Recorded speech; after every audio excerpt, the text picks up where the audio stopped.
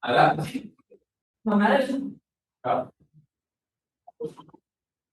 Ese es cuando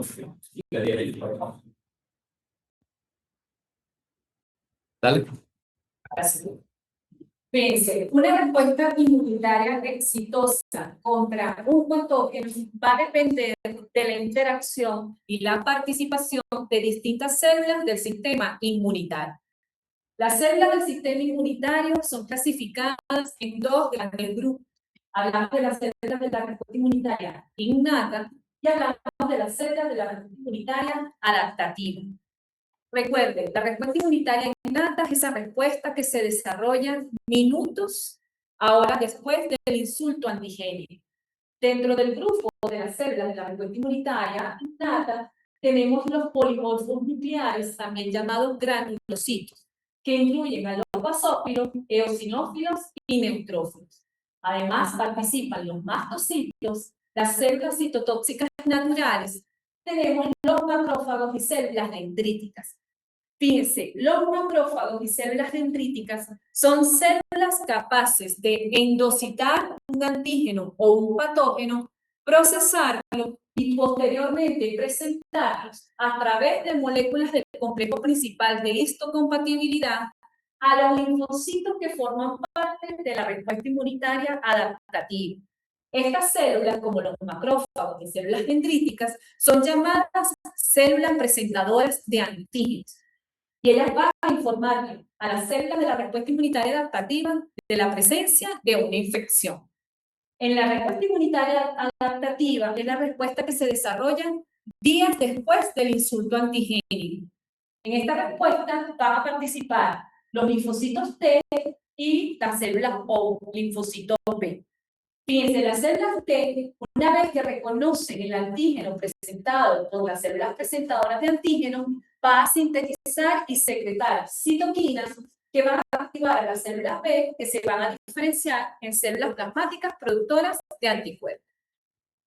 Entonces, fíjense que el desarrollo de una respuesta inmunitaria completa es posible debido a la anatomía y microanatomía del sistema inmunitario, que va a permitir la organización tanto temporal como espacial de las células del sistema inmunitario. Fíjense que los órganos que forman parte del sistema inmunitario se conocen con el nombre de órganos linfoides. Los órganos linfoides son clasificados en dos grandes grupos. Hablamos de órganos linfoides primarios y hablamos de órganos linfoides secundarios. Dentro del grupo de órganos linfoides primarios encontramos la médula ósea y el timo. Fíjense, estos órganos, son los responsables de regular el desarrollo de las células inmunitarias a partir de las células precursoras. Luego tenemos los órganos linfoides secundarios, que incluyen el vaso, los ganglios linfáticos, así como también acúmulos linfoides. Los órganos linfoides secundarios van a proporcionar el microambiente adecuado para que los linfocitos se desarrollen y maduren. ¿Qué significa esto? Que a nivel de los órganos linfoides secundarios va a ocurrir el encuentro entre el antígeno y los linfocitos. Y estos linfocitos B y T se van a diferenciar en células efectoras y un grupo en células T. Ambos órganos, tanto los primarios como los secundarios, los órganos linfoides, están conectados a través de dos sistemas circulatorios, el sanguíneo y el linfático, que veremos en la próxima clase. Entonces hablaremos primero del órgano linfoide primario, que es la médula ósea. La médula ósea es un tejido suave y esponjoso que se localiza en la parte central de los huesos largos y axiales. Fíjense, el esternón, el húmero, el ilium y el fémur son los sitios más activos de la hematopoiesis. Esta médula ósea vamos a encontrar dos tipos, una médula ósea, en este caso una médula roja y una médula amarilla. La médula roja es altamente vascularizada y hematopoieticamente activa. Si nos dice que es hematopoieticamente activa, es porque en la médula roja vamos a encontrar a la célula madre hematopoietica que va a dar origen al resto de las células sanguíneas. como los glóbulos rojos, glóbulos blancos y plaquetas. Luego tenemos la médula amarilla. La médula amarilla es rica en grasa. Acá vamos a encontrar las células que van a dar origen al cartílago, a la grasa o células óseas. Entonces, fíjense, la organización espacial de la médula ósea implica tres estructuras. Primero, el hueso, la vasculatura y las células normales reticulares. Con respecto al hueso, fíjense que el hueso lo que hace es encerrar completamente a la médula ósea y va a definir sus límites. Podemos ver que el hueso va a emitir unas prolongaciones, o sea, estos llamados trabéculos, que van a atravesar todo el parénquima de la médula ósea. Luego me decían que la otra estructura que permite la organización espacial de la médula ósea es la vasculatura. Fíjense, la vasculatura está formada por una arteriola rara que ingresa a través del hueso, se va a transformar en un vaso de transición y este vaso de transición va a dar lugar a una red extremadamente densa de sinusoides que se van a extender a lo largo del parénquima de la médula ósea. Estos sinusoides, esta vasculatura, va a estar asociada con las células reticulares perivasculares. ¿Dónde va a ocurrir la hematopoiesis? En el espacio que queda entre el hueso, la vasculatura y las células reticulares perivasculares. Fíjense, además de los sinusoides, la vasculatura que forma parte de la médula y de la presencia de estas células reticulares perivasculares, vamos a encontrar otro tipo de células estromales no hematopoyéticas, que incluyen los nervios simpáticos, las células de Schwann, los osteocitos, precursores osteoblásticos, los osteoblastos y una gran diversidad de fibroblástos. Entonces, estas estructuras que forman la médula, estas células, junto a células sanguíneas, van a formar microambientes que van a regular y organizar la hematopoiesis de manera regular a nivel de la médula ósea. Se han descrito, o el principal microambiente que se ha estudiado en la médula ósea son los nichos de células madre hematopoyéticas. Fíjense, los nichos de células madre hematopoyéticas son aquellos que garantizan que las células madre hematopoyéticas se mantengan a lo largo de la vida del individuo. Cuando hablamos de estos microambientes o nichos, decimos que son microambientes tisulares locales que mantienen y regulan a las células madre. Tenemos dos nichos, el nicho endosterial y el nicho vascular.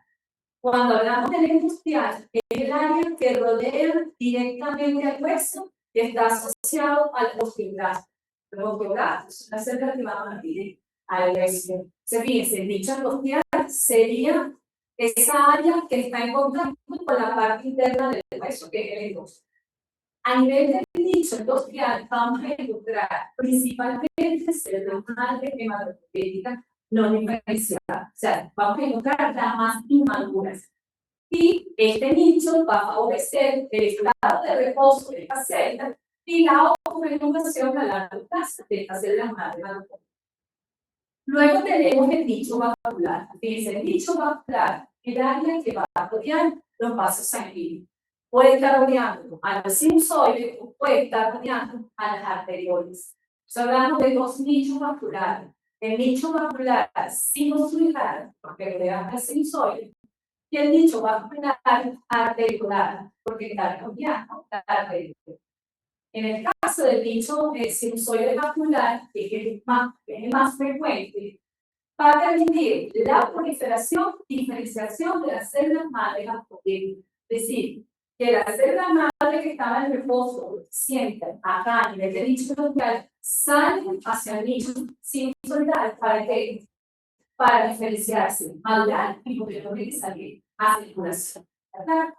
Mientras que el nicho vascular que está rodeando, en este caso la arteriola, va a regular la autorregulación, la función de las células madre hematopoyéticas. Entonces, fíjense que la hematopoiesis es un proceso que está organizado espacial y regionalmente a nivel de la médula ósea. Yo les decía que esa neuropoiesis va a tener lugar entre el hueso, la vasculatura y las células verticales pervasculares. Y a nivel de esos microambientes que se están generando en la médula ósea, distintas células van a generar citoquinas, van a generar factores estimulantes de colonia y también van a secretar hormonas que estas señales producidas en estos microambientes van a regular los diferentes progenitores multiproteínicos. Entonces vamos a hablar de granulocitopoiesis para generar ¿qué? Granulocitos. Hablamos de eritropoiesis para generar glóbulos rojos, monocitopoiesis, monocitos, linfopoiesis, linfocitos y megacardiocitopoiesis para generar, en este caso, la placa. Entonces piensen que la hematopoiesis es un proceso continuo, pero lo podemos dividir en etapas.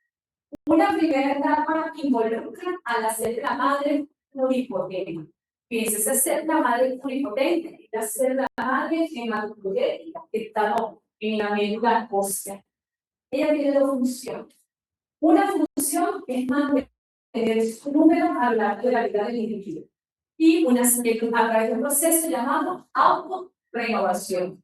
Y una segunda función que da origen al resto de las células sanguíneas, los rojos, los blancos y plaquetas. Esta célula madre pluripotente que se va a diferenciar en una célula progenitora multipotente que está perdiendo su capacidad de autorrenovación. Y la multipotente va a dar origen a los progenitores comunes, como el progenitor mieloide común, el progenitor linfoide común. Lo vemos acá, fíjense, la célula madre hematopoyética presente en la médula ósea va a diferenciarse en la progenitora multipotente, que se va a diferenciar en los progenitores comunes. El linfoide, que da origen a células T, P, células citotóxicas naturales y células dendríticas. Mientras que el progenitor común mieloide va a dar origen a los progenitores. El progenitor granulocito monocito y el progenitor eritroide megacariocito. El progenitor granulocito monocito da origen a dos progenitores más. Al progenitor de granulocito, que va a dar origen al granulocito, y el progenitor de monocito, que va a dar origen al monocito. Con respecto al progenitor de megacariocito eritroide, va a dar origen al progenitor de megacariocitos, que dará, en este caso se va a diferenciar en plaquetas, y en la unidad formadora del eritroide, que le dará lugar al glóbulo. Entonces aquí vemos la hematopoiesis, la médula ósea, donde está la célula madre hematopoyética pluripotente, que da origen al antipotético, pero que da los progenitores. El progenitor mieloide, es decir, que da lugar a los monocitos, polimorfoscopiales, plaquetas, glóbulos rojos. Y el progenitor linfoide, que da origen a las células genitales, a las células T y a las células P. Fíjense, con respecto al progenitor linfoide, puede estar dando lugar a prelinfocitos T, es decir, a células B todavía no maduras. ¿Por qué? Vamos a encontrar que para dar origen a linfocitos T o prelinfocitos T o linfocitos, que son células T inmaduras. En todos, estas células T inmaduras van a migrar a un segundo órgano linfoide primario que decimos que es donde estas células T maduras se van a adaptar. Entonces, en resumen, que tenemos que la organización espacial de la médula ósea asegura distintos microambientes. Y estos microambientes van a regular los diferentes tipos de células humanas y progenitores. Los microambientes que hemos estudiado, el microambiente de las células madres hematopoyéticas, que está rodeando los vasos sanguíneos. Y se han distinguido dos: el que está rodeando los sinusoides, que es el de mayor proporción, y el que rodea la arteriola, que es el de menor proporción. Luego tenemos que la médula ósea tiene una organización compleja con distintos microambientes. Y en esos microambientes se van a generar esas señales químicas que van a permitir la diferenciación de estos distintos progenitores.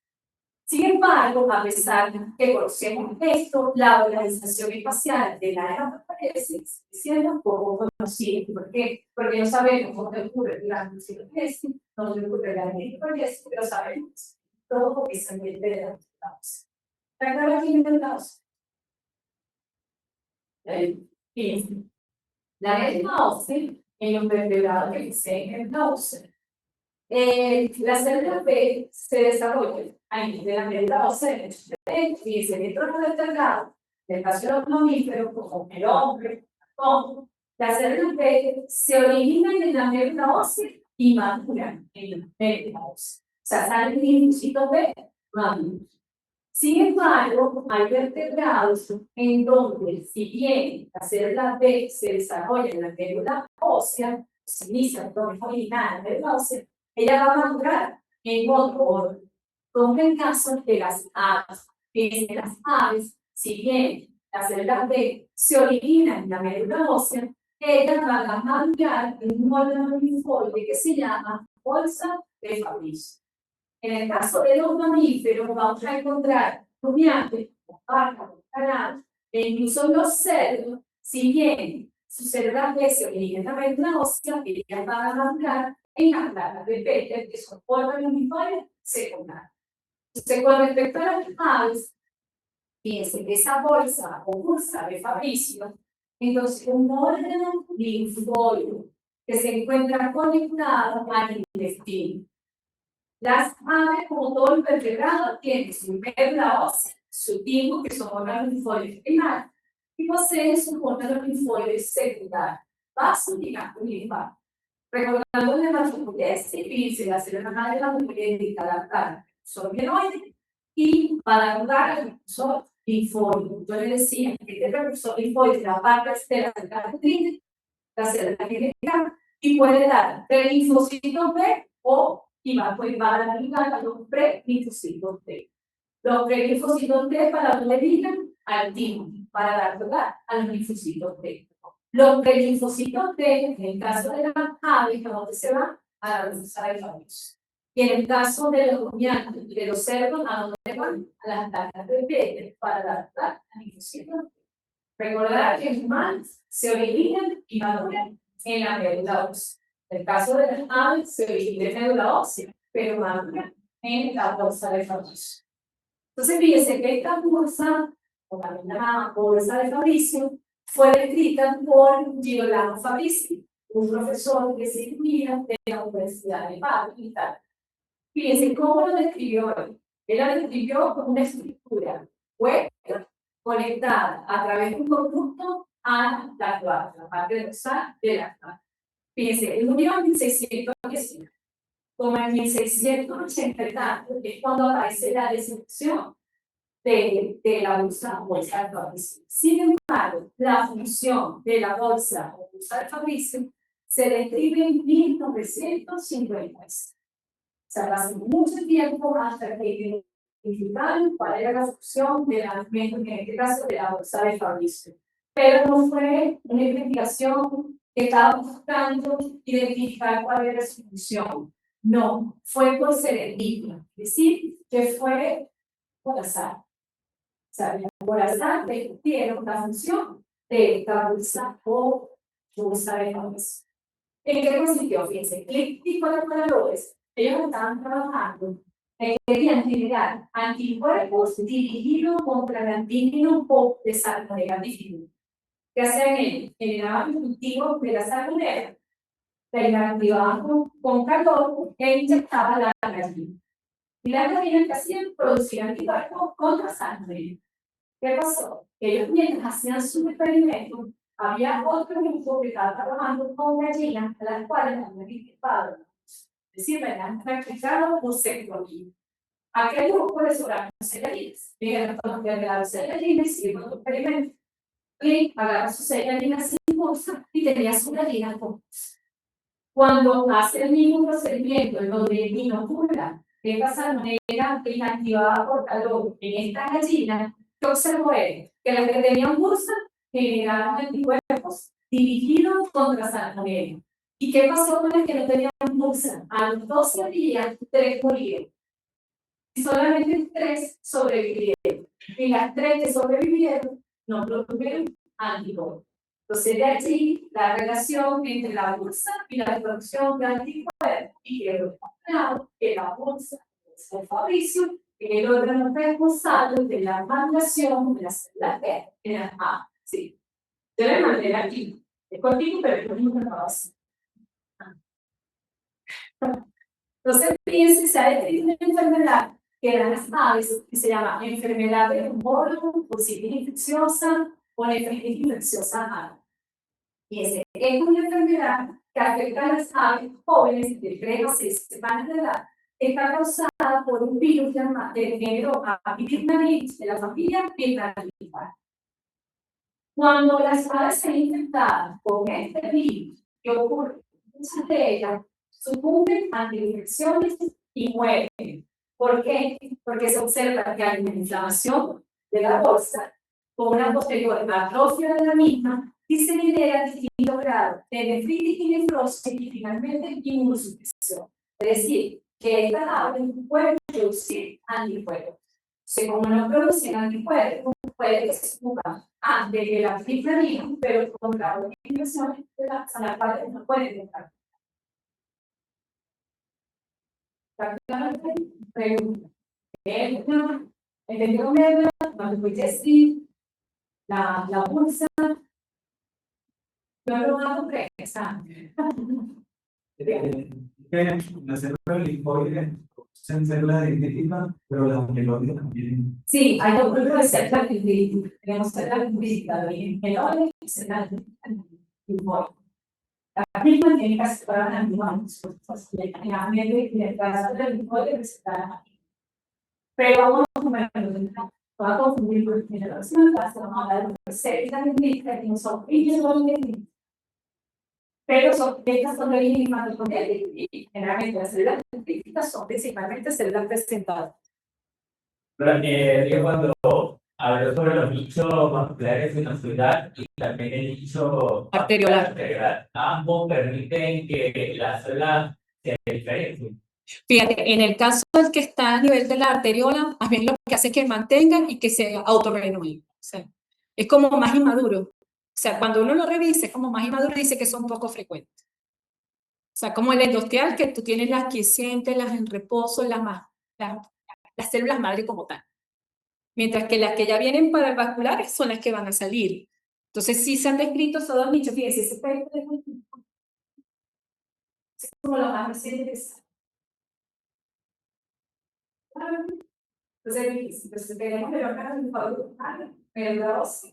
La médula ósea, ¿verdad? Va a dar entonces, para regular el órgano linfático, el desarrollo de células linfáticas a partir de células verdes. Que a nivel de la médula ósea, a la célula madre hematopoyética, que sufre autorrenovación y va a dar al resto de las células sanguíneas. ¿Qué ocurre con el timo? Principalmente decía que el precursor linfoide, ¿verdad? Y va a dar a esas células dendríticas, células genitales, pero que los linfocitos T salían como pre-linfocitos T, o también llamados timocitos o células T imanes. ¿Qué ocurre con esos timocitos o pre-linfocitos T? Ellos tienen que iniciar a un órgano linfoide primario, que es el timo. Entonces, a nivel del timo, que todos los timocitos o linfocitos T inmaduros van a desarrollarse, madurar y dar allí a las células T ponga.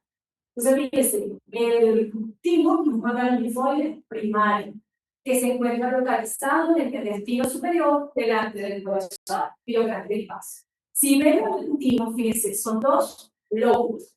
Y estos dos lóbulos están conectados a través del tejido conectivo. Si uno ve un corte del timo, fíjense, el timo está rodeado por tejido conectivo, que es lo que se conoce con el nombre de cápsula. A partir de la cápsula se van a emitir unos tabiques o septos que se llaman trabeculas. Y estas trabeculas no llegan hasta el final, sino que llegan hasta cierto nivel y quedarían el lóbulo dividido en lobulillos incompletos. ¿Lo ven? No va a generar lobulillos definidos, sino lobulillos incompletos. Cada uno formado por dos compartimentos. Uno externo llamado corteza y uno interno llamado pélvico. Fíjense, el tejido conectivo que forma la cápsula. Fíjense que los septos forman la llamada trabécula, pero ya no llega hasta el final. Por eso decimos que son lobulillos incompletos. Lo que está bien separado o diferenciado de un grupo a otro sería esta corteza, pero ya la médula quedaría unida entre todos los grupos. Entonces, fíjense, a nivel de la corteza, que es la más externa, el compartimento externo, que vamos a encontrar, esto que ven azulitos son linfocitos. A nivel entonces de la corteza vamos a encontrar linfocitos T inmaduros. Cuando yo te digo linfocitos, son los linfocitos T inmaduros. Y a nivel de la médula encontramos un menor número de células T. Ya en la médula vamos a encontrar células T maduras. Tanto en la corteza como en la médula vamos a encontrar células normales no hematológicas como lo son las células epiteliales, tanto vertical como las medulares. Y vamos a detectar la presencia de células dendríticas y macrófagos. Esto es importante para lo que vamos a ver adelante. Las células dendríticas, los macrófagos, incluso las células epiteliales, expresan en su superficie una molécula llamada molécula principal de histocompatibilidad. Estas moléculas tienen como función presentar antígeno a los linfocitos T. ¿Qué significa esto? Que los linfocitos T no reconocen antígenos vivos, se los tienen que presentar, a diferencia de los linfocitos T. Está esa diferencia. Y se dice que la presencia de estas células dendríticas, la presencia de los macrófagos, de estas células dendríticas, juega un papel importante en la selección de las células. Entonces aquí vemos entonces los dos compartimentos, la corteza y la médula. A nivel de corteza, un gran número de linfocitos. Esos linfocitos que son linfocitos T maduros que están en proliferación. Y así como proliferan mucho, también mueren. Pues hay una alta tasa de proliferación, una alta tasa de muerte. Esa alta tasa de muerte ocurre a través de una muerte celular programada y se conoce con el nombre de apoptosis. Además, encontramos las células epiteliales corticales y unas células epiteliales llamadas células murisas. Las células murisas son células epiteliales que tienen gran prolongación. Ellos lo que hacen es va a rodear más de 50 linfocitos. ¿Ok? Entonces, eso lo que hace es hacer la nodrización, envolver distintos tipos. Además, encontramos, como les decía, las células dendríticas y los macrófagos, y eso sería corteza grande. ¿Qué encontramos en la médula? En la médula vamos a encontrar los números de linfocitos, las células epiteliales y las células macrófagos y las células dendríticas, y se observa un corpúsculo típico que es llamado corpúsculo de Hassan. Ese corpúsculo de Hassan son aislados de células epitelio-reticulares tipo 6 que se disponen de manera concéntrica y exhiben aplanada. Estos corpúsculos de Hassan son característicos de la médula. Estos corpúsculos de Hassan tienen como función secretar linfopoyetina estromal química. Esta linfopoyetina estromal química permite la diferenciación de células dendríticas tolerogénicas que va a permitir la selección de células T reguladoras. Y si se generan células T reguladoras, que vamos a evitar autoinmunidad.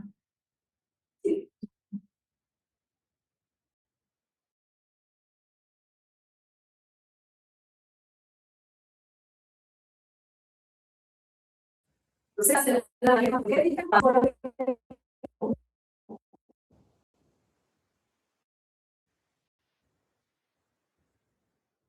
y de ese producto, fíjense.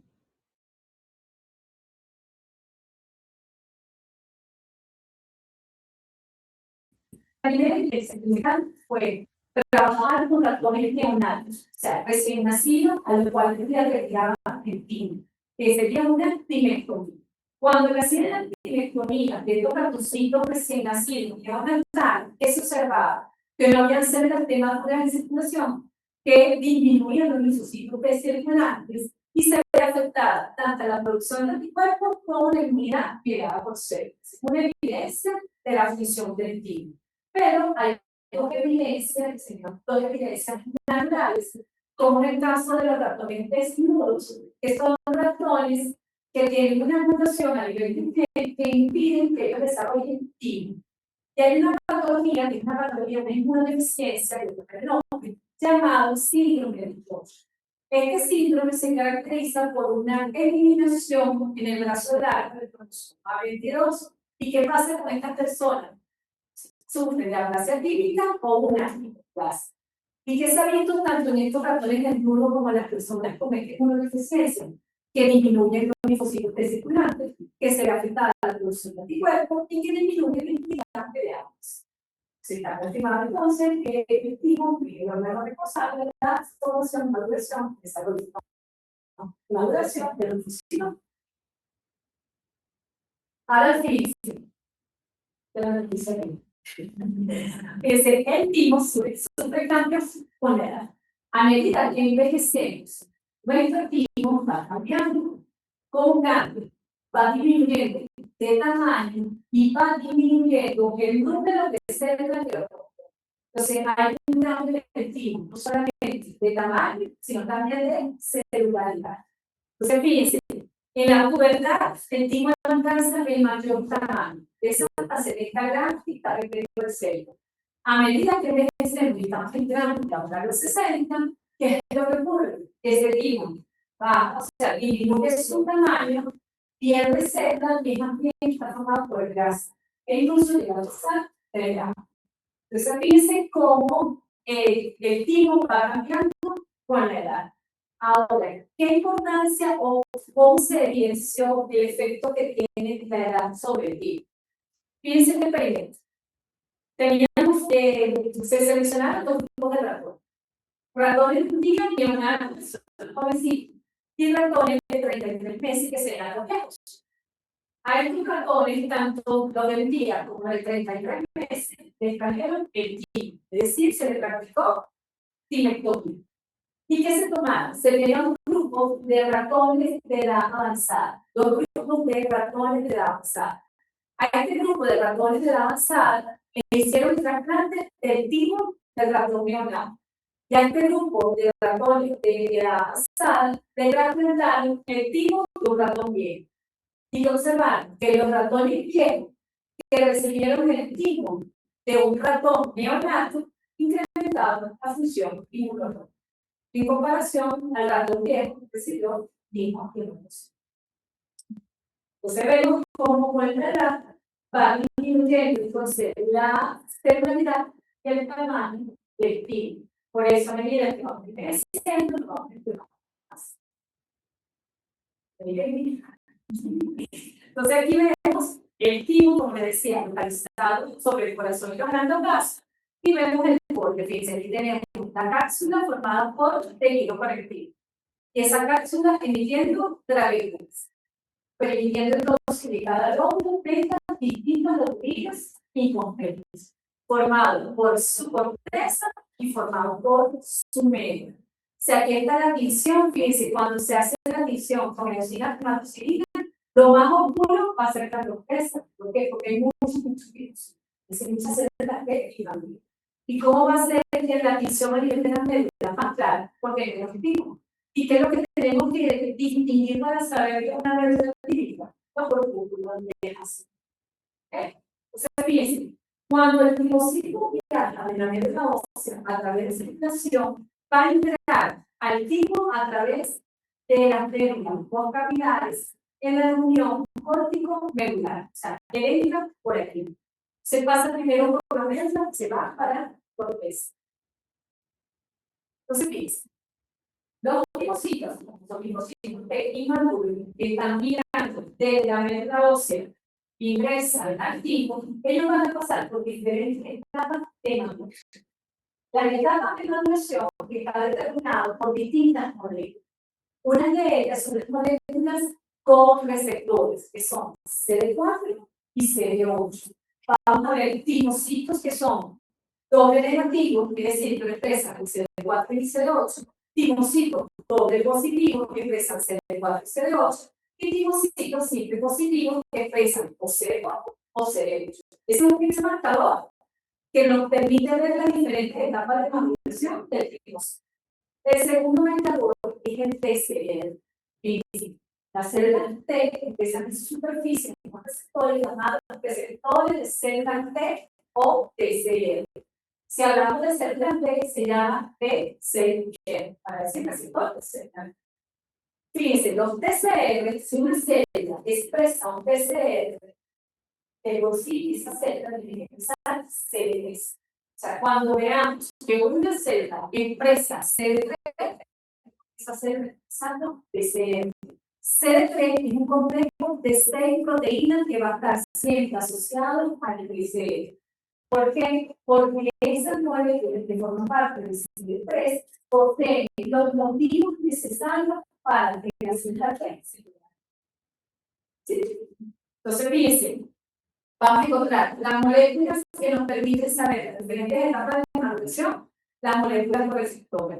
La segunda, el TCR, bueno, CD3.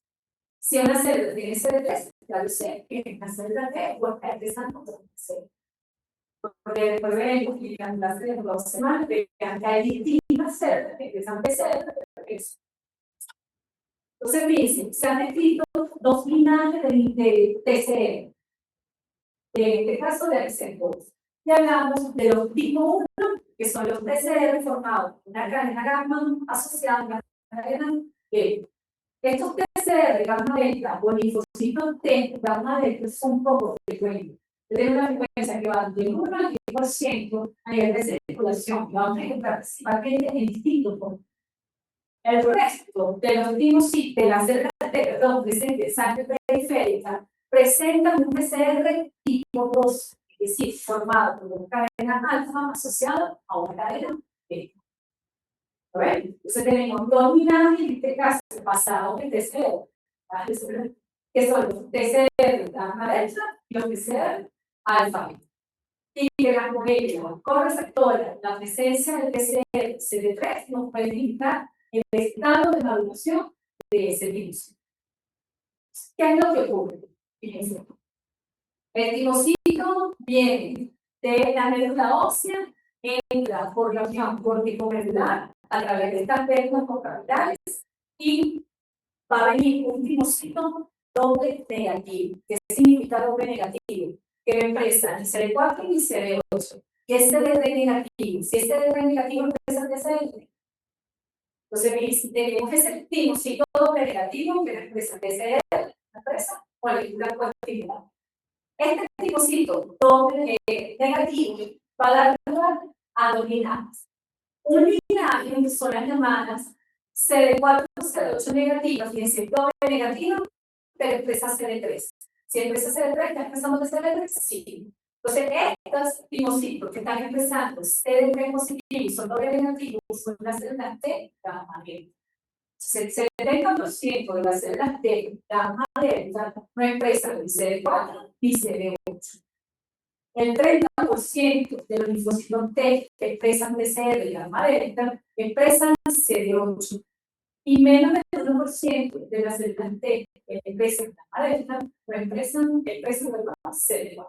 ¿Está claro? O sea, fíjense, estos linfocitos T, CD3 positivo, gamma delta positivo, que no expresan ni CD4 ni CD8, son importados a la periferia y son linfocitos T gamma delta. Tenemos que, además de dar origen a estos tigocitos, va a dar origen a otros tigocitos llamados doble positivo. Si es doble positivo, porque está empezando CD4 y CD8. Y es CD3 positivo. Si es CD3 positivo, es porque hay un TCR. Pero en este caso, lo que se está generando es el ensamblaje tanto de la cadena alfa como de la cadena beta. Pero no es un TCR completamente TCR. Este tigocito doble positivo grande, activo, que tiene un 3 TCR, va a dar origen a otro tigocito doble positivo, pero que ya está expresando el TCR, que es un tigocito pequeño en reposo. Dice, el grande es activo, está proliferando. Tiene un 3 TCR y él va a dar entonces lugar al tigocito doble positivo, que expresa TCR corporal, pero que igual está en reposo. Fíjense, estos tricocitos doble positivo que expresan TCR en baja densidad, un alto porcentaje muere por acuerdos. Y menos del 5% salen a la periferia y van a salir como CD4 positivo o como CD8 positivo. Y son los linfocitos T, en este caso alfa beta, TCR alfa beta, CD4 positivo y los linfocitos T, TCR alfa beta, CD8. ¿Ven? Entonces, miren, tenemos la unidad celular basada en TCR, gamma delta, alfa beta. Y dentro del grupo de alfa beta, TCR alfa beta, vamos a tener linfocitos TCR4 y linfocitos TCR8. Entonces, fíjense que el tricocito doble positivo, este que está aquí, que es pequeño, que está en reposo, que tiene bajos niveles de densidad de expresión del TCR y del TCR formado, pasa a sufrir un proceso de selección. Un proceso de selección positiva. Y ese proceso de selección está basado en que ese tricocito reconozca o no moléculas de histocompatibilidad. Si este tricocito reconoce moléculas del complejo principal de histocompatibilidad expresado en la superficie de la célula presentadora de la célula celular dendrítica, ¿qué ocurre? Es selección. Ahora, si el tricocito no encuentra ninguna célula presentadora o no reconoce ninguna molécula del complejo principal de histocompatibilidad, muere por abajo. Entonces, la muerte por abajo, ¿por qué? Porque ese tricocito doble positivo que está empezando los niveles de PCR no reconoció molécula principal de histocompatibilidad. Entonces, fíjense qué ocurre. Para que se generen dos CD8, para que se generen dos CD4, sin de positivo, es decir, solamente CD4, CD8, ¿qué es lo que tiene que ocurrir? Que los CD8 van a reconocer moléculas en la CD2 y los CD4 van a reconocer moléculas en la CD2. Entonces, para que ese linfocito se diferencie en simple positivo para CD4 y simple positivo para CD8, el CD4 tiene que reconocer moléculas clase 2 y el CD8 tiene que reconocer moléculas clase 1. Ahora bien, a nivel científico, va ocurriendo una selección positiva. La selección positiva basada en la capacidad que tiene el linfocito de reconocer moléculas de histocompatibilidad. Si yo no reconozco moléculas del complejo principal de histocompatibilidad, muero por abajo. Esa célula fue. Ahora viene un otro proceso de una selección negativa. ¿Qué significa? Dependiendo de la intensidad de la señal recibida a través del TCR, ese tricocito puede, o esa célula puede morir o puede sobrevivir. ¿Qué significa? Si la interacción entre el TCR y la molécula del complejo principal de histocompatibilidad, la molécula del complejo principal de histocompatibilidad, se expresa en la superficie, se está presentando antígeno. Ya no está vacío. ¿Y qué antígeno está presentando? Antígenos propios. Entonces, si esta interacción entre el TCR del tricocito y la molécula del complejo principal de histocompatibilidad que está presentando antígeno propio, la intensidad es muy, muy fuerte. Es decir, esta célula que está conociendo una autoantígeno con tanta intensidad que va a ocurrir, muere. O sea, su proceso de selección negativa. Yo no voy a permitir, si tenemos inmunidad, que nos va a permitir que una célula T que reconozca antígeno propio con alta afinidad salga del medio. Eso es lo que permite la autotolerancia para evitar que la autoinmunidad. Ahora, si la interacción entre el TCR y la molécula del complejo principal de histocompatibilidad es débil, pero es funcional, ese tricocito se puede diferenciar y puede entonces salir a la población. Entonces, dependiendo de la intensidad de la señal entre el TCR, la molécula del complejo principal de histocompatibilidad, esa célula que muere o sobrevive.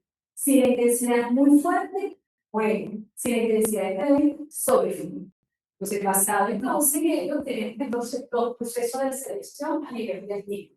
La selección positiva en la corteza química, que es la selección que sufre los linfocitos doble positivos que son TCR, capaces de reconocer moléculas de complejo principal compatible. Eso ocurre a nivel de la corteza. Si este linfocito no reconoce moléculas de complejo principal compatibilidad, molécula A.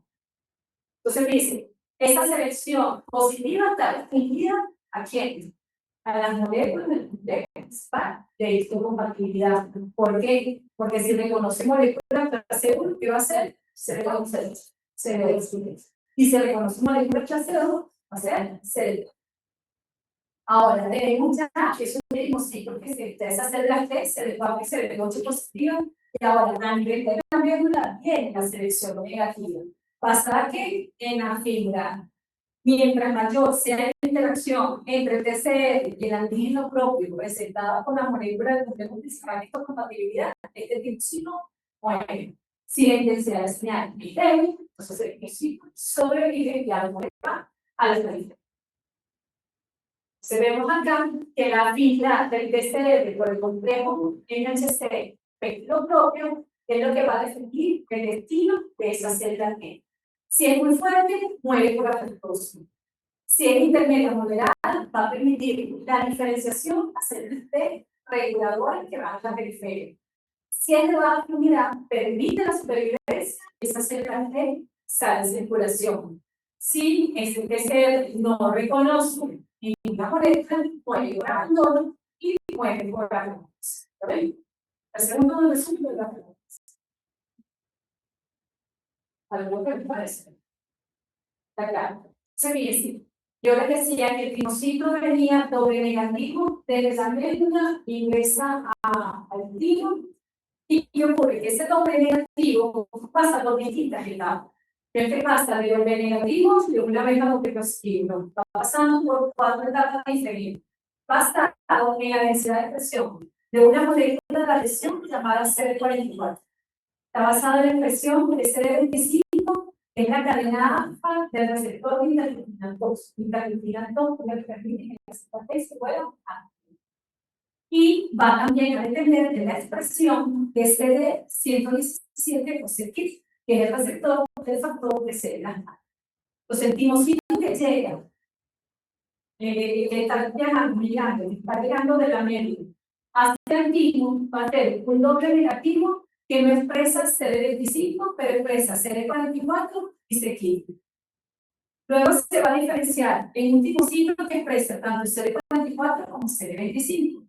Posteriormente se diferencia en otro doble negativo que expresa CD25, baja densidad de presión de CD44, y que está ocurriendo aquí el rearreglo del TCR. Hablamos de un pre-TCR. Y posteriormente da al doble negativo 4, que no expresa ni CD44 ni CD25, pero expresa pre-TCR. Y este doble negativo 4 es el que va a dar origen al doble positivo grande, que expresa TCR, CD4 y CD8, que se va a diferenciar en el linfocito doble positivo pequeño, que va a expresar ya el TCR, el CD4 y CD8. Y este, si reconoce moléculas de clase 1, se diferencia en CD8, y si reconoce moléculas de clase 2, se diferencia en CD4. Eso es lo que vemos acá. Dice que entra el linfocito que ya llega de la médula ósea, ingresa a través de la unión corticocelular, a donde entra por médula, pero se va para donde a corteza.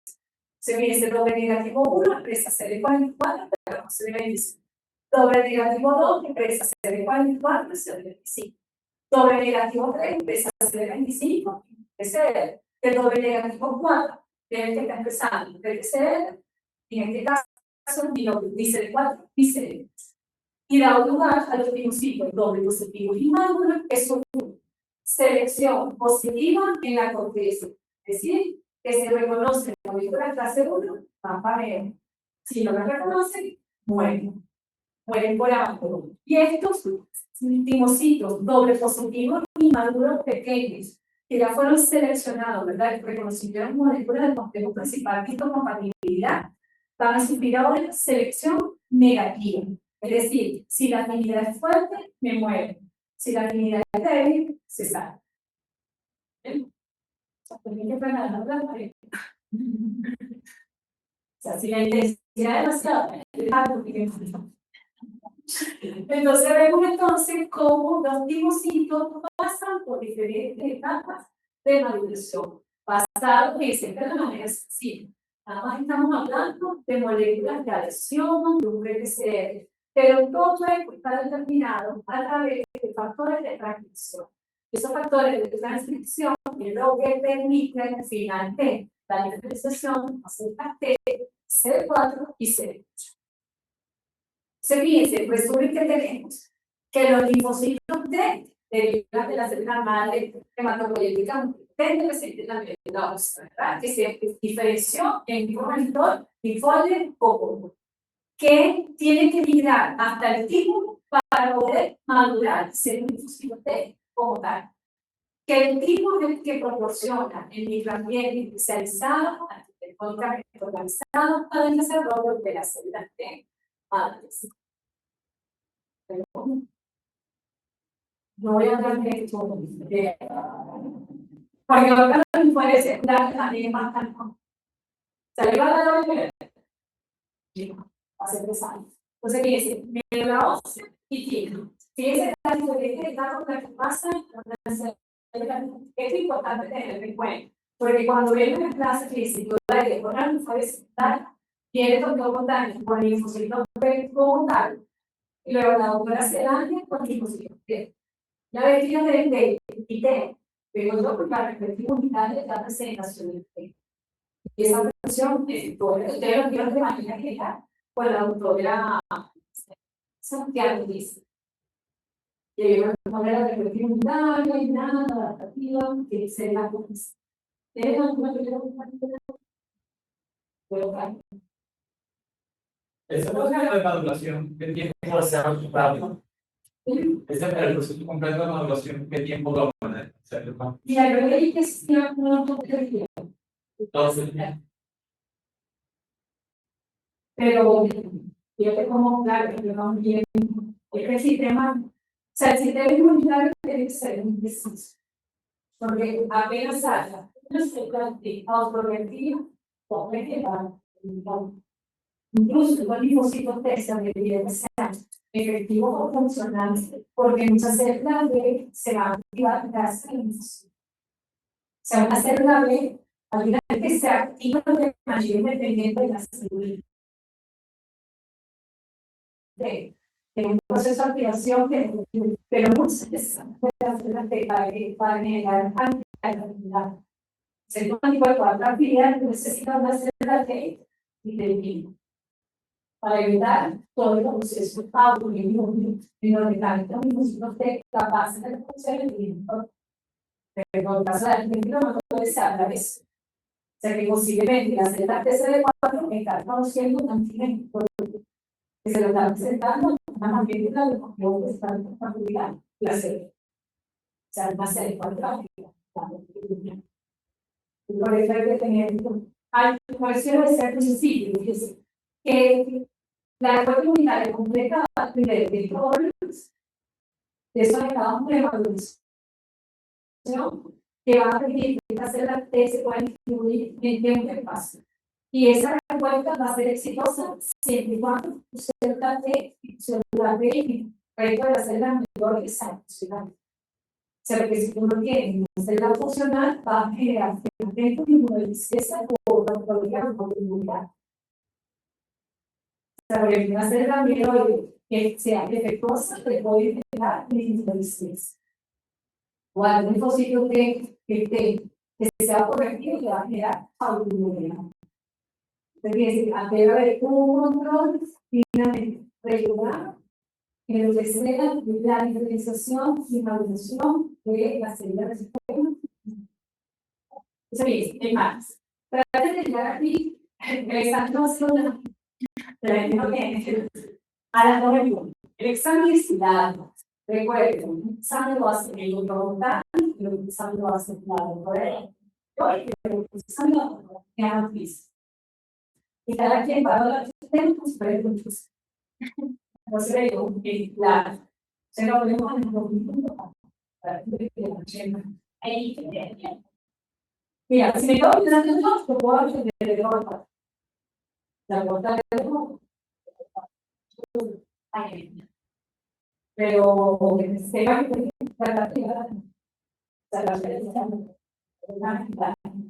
pero con tanto que se va a crear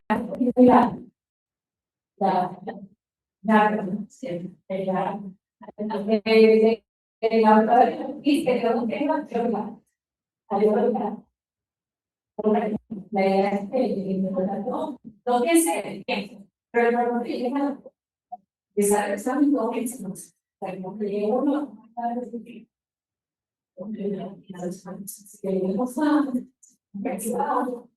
Pero entonces me dicen el martes el examen, todo el 29 se veía yo como una fue secundaria. Y luego viene el doctor notando, en donde la clase de imposición de esta, y el doctor es casi igual.